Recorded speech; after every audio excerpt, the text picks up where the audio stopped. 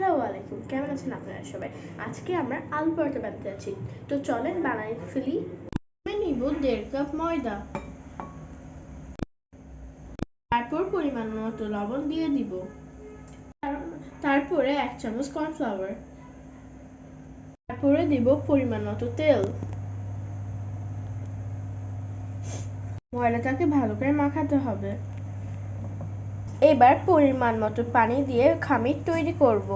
খামিরটাকে 10 minute রেস্টের জন্য রেখে দিব। আলু পরোটা বানানোর জন্য আমাদের লাগবে আলু, পেঁয়াজ ভাজা, চিলি ফ্লেক্স, ধনিয়া পাতা আর সামান্য লবণ।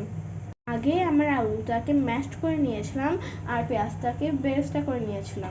প্রথমে আমরা একটা প্লেটে আলু নিয়ে নিব, এরপর বেরেস্তাটা দিয়ে দিব, এরপর ভালো করে মাখাইতে হবে।